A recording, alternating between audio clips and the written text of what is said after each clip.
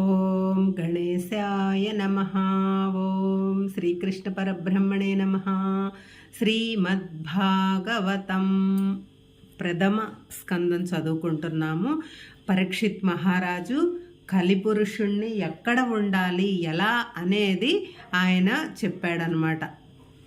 ఇప్పుడు శృంగి శాపము ఈ విధంగా కలిసిన కలిని ఆ విధంగా కలిని నిగ్రహించిన పరీక్షిత్ మహారాజు దేశాన్ని ఎంతో జనరంజకంగా చాలా కాలం పరిపాలిస్తుండగా విధివశాన ఒకరోజు చిన్న తప్పు పని చేసి బ్రాహ్మణ శాపానికి గురవుతాడు. ఒక వారము దినాలలో ప్రాణం పోతుంది అని తెలుసుకుని అతడు సర్వసంగ పరిత్యాగి అయి శ్రీసుఖయోగికి శిష్యుడై విజ్ఞానయుతుడై గంగా తీరాన దేహత్యాగం చేసి పరమపదాన్ని పొందాడు.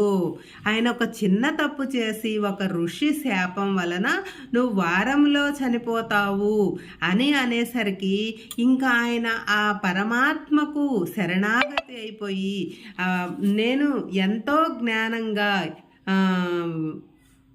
వైరాగ్యంతో దేహత్యాగాన్ని చేసి ఆ పరమాత్మ పొందాలి అని చెప్పి సూతుడు ఇలా చెప్తాడనమాట.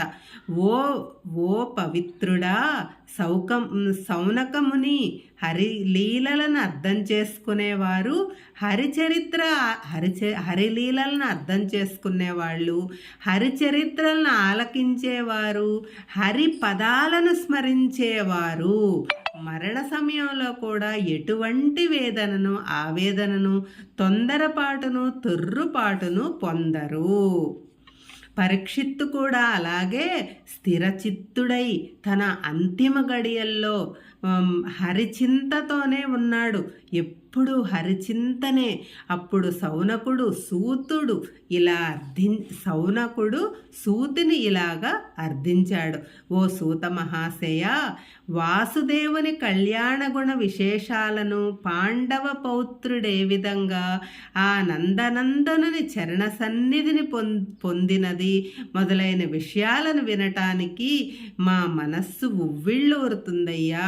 ఆ గోపాలదేవుడు శ్రీపాద సేవలు పావనత్వాన్ని ప్రసాదించును, పాపతలను ఛేదించును, జగతికి నిత్య కళ్యాణాన్ని గూర్చును, శ్రీదేవి సేవలను ఆమోదించును కనుక ఆ పరమ భాగవతుడు సద్గతిని పొందినాడు అనగా సూతుడిట్లా చెప్పాడు. ఓ ఋషులారా, ఎవరి గుణాలను వర్ణించటానికి నాలుకలు చాలక బ్రహ్మాది దేవతలు అనంతుడు అని అన్నారో, తనను కోరిక జ్ఞానికోటిని కాదని లక్ష్మీదేవి ఎవరి పాద పరాగాన్ని పూజించిందో, బ్రహ్మదేవుడు ఎవరి పాద పద్మాలను కడుగగా ఏర్పడిన నదీజలము లోకులందరికీ ధన్యత వచ్చిందో, భగవంతుడు అనే పవిత్ర శబ్దానికి సరైన అర్థమై ఎవరి స్వరూపం వెలుస్తుందో, ఏ మహాత్ముడిని ఆశ్రయించి మునులు సంగములన్నింటినీ ఛేదించుకొని తిరిగి రానన్ని పరమహంస పదాన్ని పొందుతారో, ఆ వాసుదేవుని దివ్య చరిత్రను సంగ్రహంగా తెలుసుకోవటానికి ఎవరికి సాధ్యమవుతుంది? అయినా నా మనస్సుకు అందినంత వరకు చెప్పటానికి ప్రయత్నిస్తాను. ఆ కథల వివరాలు ఇలా ఉన్నాయి. ఒకరోజు పరీక్షిత్ మహారాజు వేటకై అరణ్యానికి వెళ్ళి ఆకలి దప్పులతో అలసి ఎంత వెతికినా ఒక్క నీటి చుక్క కూడా దొరకని స్థితిలో శమీక మహర్షి ఆశ్రమంలో ప్రవేశించాడు. అక్కడ ఎంతో దాహం, కొంచెము నీరివ్వండి అని ఎంత అరిచినా ఎవ్వరూ పలకలేదు. అందుకే ధ్యాన నిమగ్నంలో ఉన్న శమీక మహర్షికి ఏమీ వినిపించలేదు. తాను బిగ్గరగా అరిచిన ముని కదల్లేడు, చూడలేదు, కదల్లేదు, మాట్లాడలేదు. తన గొంతెండిపోతుంది. పిపాసతో నాలుక పిడచకట్టింది. జరిగింది, ప్రాణాలు పోతున్నాయి. ఈ మునికి ఇంత అహంకారమా, మహారాజుని ఈ విధంగా అవమానించటమా అని ఈ విధమైన రోషావేశాలతో రాజునొచ్చాను, ఆయన ధ్యాన స్థితిలో ఉన్నాననే ఆ క్షణంలో ఆ ఎరుక మర్చిపోయి నేను రాజుని, మహారాజునొచ్చాను, నేను గొంతు ఎండిపోతుంది, ఒక్క చుక్క మంచినీళ్ళు ఇవ్వమంటేనే ఈ ఋషి అసలు పలక్కుండా కూర్చుంటాడా అని పరీక్షిత్తు మహారాజు, అది విధి అన్నమాట, విధివశాన మూఢుడై బయట చచ్చిపడి ఉన్న ఒక సర్పాన్ని తెచ్చి ముని భుజానిపై వేసి వెళ్ళిపోయాడు. అసలు అప్పుడు అది విధి అలా చేపిస్తుంది అనమాట. అందుకని ఆయన పలకడా అని ఆ బయట ఉన్న పామును తెచ్చి ఆయన మెడ మీదపై వేసి వెళ్ళిపోతాడు. ఈ దుష్టచర్యను చూస్తున్న చాలామంది బాలురు లోపలికి మునిపుత్రుడైన శృంగితో చెప్పగా చాలామంది చిన్నపిల్లలు చూశారు. అతడు వచ్చి సర్వము తెలుసుకొని క్రోధావేశపరుడై ఇలాగన్నాడు, ఆ కొడుకు మా తండ్రి అతనిని దూషించలేదే, ఆయన అట్లా చేసినా మా తండ్రి నిన్నేమి దూషించలేదే, ఆశ్రమవాసులతోనే కానీ అతని శత్రువులు ఎవ్వరూ లేరు, కందమూలాలే ఆహారంగా తింటూ సమాధి స్థితిలో ఉంటూ అంతర్దృష్టితోనే ఉంటాడు నా తండ్రి, విష్ణువుని తప్ప వేరే ప్రపంచాన్ని చూడడు. అటువంటి మా గురువు మెడలో ఆ రాచవాడెందుకు పామును చుట్టి వెయ్యాలి? పోనీ మేమేమైనా ఎప్పుడో సువర్ణం కానీ ఏమైనా దానాలు పుచ్చుకోవటానికి ఏమన్నా వెళ్ళామా? వంచనదే ధనమును ఎవరి నుంచి ఎప్పుడు తెచ్చుకోలేదే, ఎవరి దగ్గర మేము అడిగి దానం తెచ్చుకోలేదు కదా.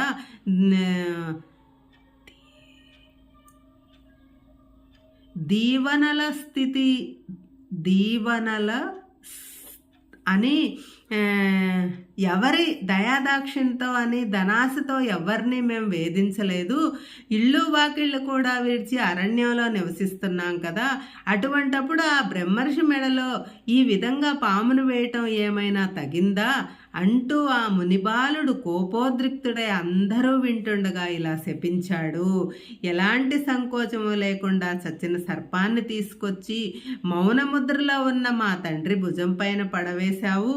నువ్వు ఎంత దురహంకారంతో వినోదించిన ఆ రాజు హరిహరులు అడ్డుపడిన నేటికి 7వ నాడు ఇట్లా ఆయన ధ్యానంలో ఉండగా నువ్వు పామును తెచ్చి వేసావు. నీకు హరిహరులు అడ్డుపడినా ఎవరు నిన్ను కాపాడలేను. ఈ రోజు నుంచి 7వ నాడు తక్షక సర్ప విషాగ్ని జ్వాలకు దగ్ధమైపోతావు, ఎవరు నిన్ను ఆపలేరు. ఆ పాముతోనే నువ్వు దగ్ధమైపోతావు అని శపించి శృంగి వచ్చి ధ్యానముద్రలో ఉన్న తండ్రిని దర్శించాడు, కేకలు వేశాడు, అందరే రమ్మని ఆ సర్పాన్ని తీసివేయమన్నాడు. ఈ కలకలం విని మహాముని ధ్యానం చాలించి కళ్ళు తెరిచి విషయం తెలుసుకున్నాడు. ఆ రాజు పరీక్షిత్తుడే అని దివ్య దృష్టితో చూశాడు. కొడుకు తొందరపాటులో శపించినందుకు ఎంతో విచారిస్తూ ఇలాగన్నాడు, నాయనా, ఈ చిన్న తప్పుకే నీవు అంతటి కఠోరమైన శాపం పెట్టాలా? తల్లి కడుపులోనే దగ్ధము కావలసి ఉన్న రాజును ఆ శ్రీహరే రక్షించాడు కదా. వాసుదేవుడు నిష్క్రమించిన పిదప అరాచకం ప్రబలిపోకుండా ఈ రాజు దేశాన్ని కాపాడి సమర్థవంతంగా పరిపాలిస్తున్నాడు కదా. అలాంటి రాజు లేకపోతే జరిగే అనర్థాల పాపం మనకు చుట్టుకొందా? ఎంత తొందరపాటు, ఎంత చెడ్డ పని చేశావు, ఎంత తొందరపాటులో ఎంత చెడ్డ పని చేశావురా తండ్రి. భారత వంశంలో పుట్టిన పరమ భాగవతుడు, అశ్వమేధ యాగం చేసినవాడు, ఆచారపరుడు, రాజనీతిజ్ఞుడు, రాజకుల శ్రేష్ఠుడు అయిన ఆ గొప్ప మహారాజు దాహంతో నీటి గురించి మన వాకిట్లోకి వస్తే ఆదరంతో అతిథిని సత్కారాలు చేసి పంపటానికి బదులుగా ఇలా శపించటం ఏమైనా ధర్మమేనా నాయనా? ఓ పరమేశ్వర, కృష్ణ, వాసుదేవ, నా పిల్లవాడు బుద్ధి చపలత చేత అనవసరంగా రాజును శపించిన పాపాన్ని తొలగించు ప్రభు. పుత్ర, కొట్టినా తిట్టినా పరమ భాగవతులైన వారు శాంతముగా భరిస్తారే గాని ప్రతీకారం చెయ్యదలుచుకొనరు. నీ శాపానికి మహారాజు ప్రతి శాపం ఇవ్వడు. సజ్జనులు ఇతరులు చేసిన ఉపకారానికి పొంగిపోరు, అపకారానికి కుంగిపోరు. సజ్జనులు చూసారా, ఉపకారానికి పొంగిపోరు, అపకారానికి కుంగిపోరు. వారిని సుఖదుఖాలు చెలించలేవు అని చెప్పి వెంటనే శమీక మహాముని ఒక మునిపుత్రుని పిలిచి ఈ శాపవార్తను మహారాజునకు తెలిపి రమ్మన్నాడు. శాప వృత్తాంతం తెలుసుకున్న పరీక్షిత్తుడిలాగా తలపోయాడు. అయ్యో, నేనెందుకు వేటకు వెళ్ళాను? మునీంద్రుడు గాఢ సమాధిలో ఉండగా నేనెందుకు అతని భుజం మీద చచ్చిన పామును వేయాలి? ఆ వేళ నేనెందుకింత సాహస పాపకృత్యాన్ని చేశాను? ఇదంతా దైవ సంకల్పమే. దీనిని ఎవ్వరూ తప్పించుకొనలేరు. శీఘ్రంగా ఘోరమైన కీడు వాటిల్లక తప్పదు. బ్రాహ్మణులకు, దేవతలకు, గోవులకు బాధను కలిగించిన వానికి శిక్ష తప్పదు అని తర్కించుకొని తన అంతము సమీపించిందని గ్రహించి సర్వము పరిత్యజించి నిరాహార దీక్ష అవలంబించి పవిత్ర గంగానదీ తీరాన ప్రాయోపదేశము చేసి ప్రాణాలు విడవదల్చాడు. ఆ రాజసత్తముడు తన చిత్తాన్ని గోవింద పదాయత్తము చేసి సర్వసంగ పరిత్యాగై ఎటువంటి వైకల్యము లేకుండా మౌనంగా కూర్చున్నాడు.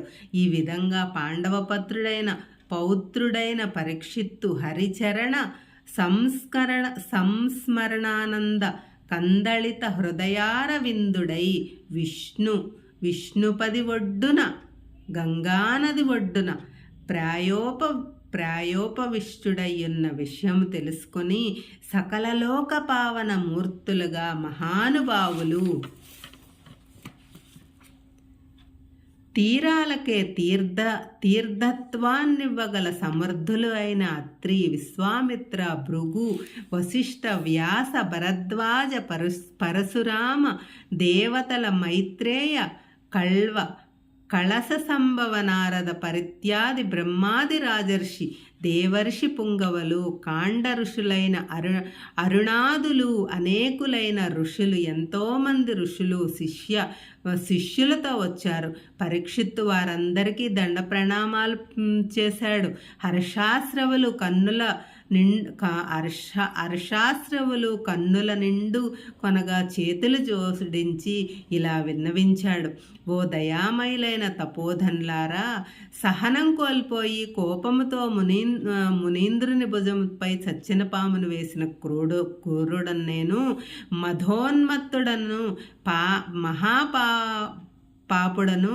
మీరు పాపరాశిని భస్మం చేయగల సమర్థులు, ఉత్తములు అయ్యలారా, నా పాపం పరిహారమయ్యే మార్గమేమిటో సెలవీయండి.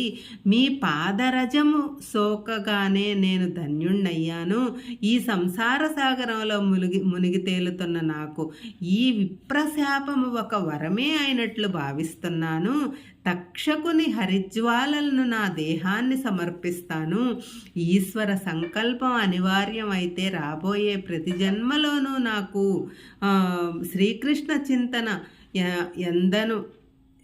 ఎందను రక్తి, శ్రీకృష్ణ కథాశ్రవణ మందాసక్తి, శ్రీకృష్ణ చింతనమందు రక్తి, ఆయన కథలు, ఆయన శ్రవణాను శక్తి, శ్రీకృష్ణ చరణ కమలాలయందు భక్తి కలిగేటట్లు అనుగ్రహించండి. నా శ్రేయస్సును దృష్టిలో నుంచుకుని గోవిందుల లీలను గానం చేయండి. హరిభక్తుల చరిత్రలను వినిపించండి. 7 దినాల్లో నాకు ముక్తి కలిగే మార్గం ఏదో చూపండి అని వేడుకొని తనయుడైన జనమేజయులను రప్పించి రాజ్యభారం అప్పగించాడు. ఋషులందరూ పరీక్షిత్తు యొక్క హరిభక్తికి సంతసించి అతనిని ప్రశంసించారు. ఆ గడువు దినం వరకు తాను అక్కడనే ఉంటామన్నారు అందరూ. వచ్చినోళ్ళు ఈ 7 రోజులు ఇక్కడే ఉంటాము, ఈ 7 దినాల్లో ముక్తిని పొందే మార్గం ఏదైనా ఉన్నదా అని అన్వేషించసాగారు. ఇంతలో దైవయాగం చేత 16 ఏళ్ల బాలుని వలె కనిపిస్తూ దిగంబరి అయిన ఒక అవధూతమూర్తి అక్కడికి వచ్చాడు. అతడు యోగివరేణ్యుడు, వేదవ్యాస తనయుడు అయిన సుఖయోగీంద్రుడని గ్రహించి అక్కడున్న ఋషులందరూ గౌరవ సూచకంగా నిల్చుని ఆయన్ని ఆహ్వానించారు. పరీక్షిత్తుడు ఎదురేగి ప్రణమిల్లి సత్కరించి ఉచితాసనంపై కూర్చోబెట్టాడు. ఇలాగన్నాడు: ఓ మహాత్మా, నేడెంత సుదినము!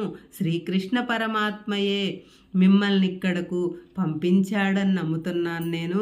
నా సమస్యకు పరిష్కార మార్గం చూపగలగవారు మీరే తప్ప అన్యులెవరూ లేరు.